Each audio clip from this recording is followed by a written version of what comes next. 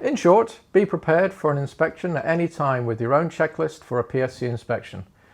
If the ship or yacht is in layup period, then make sure this is arranged with the flag state and the local port authority. For in-service ships or yachts, all original certificates, records and documents for the ship and crew must be on board and available for an inspection. Copies are not normally accepted. All statutory equipment, in particular equipment stated on the certificates, must be in full working order and maintained regardless if you use it or not. It is recommended that if any defects are known on board, then highlight these to the PSC officer at the beginning of the inspection and demonstrate what action is being taken to correct them. This helps build trust and reinforce professionalism on board.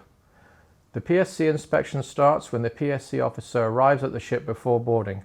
The PSC officer will usually begin by inspecting the hull, markings, moorings and the access arrangements.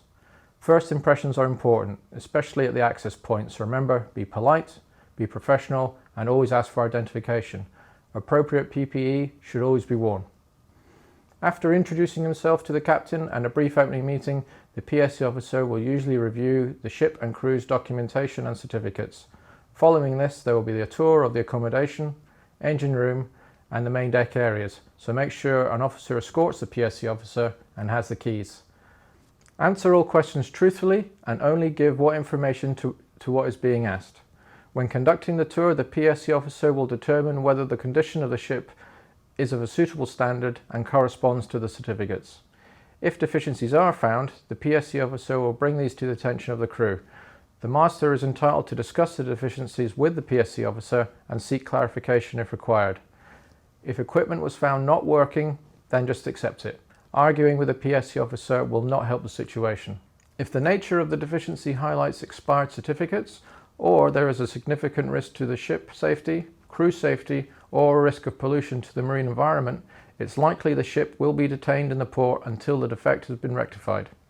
At this point, the cooperation of the crew, technical managers, classification society, and flag state are all essential to avoid the ship or yacht being unduly delayed, so don't hesitate to get on the phone.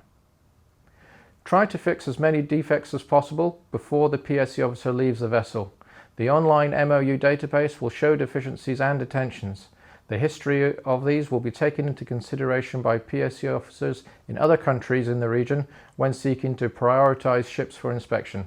Remember, the results of the inspections, including the deficiencies and detentions, are publicly available on the various websites and may impact on the reputation of your ship, your company, the classification society and the flag state.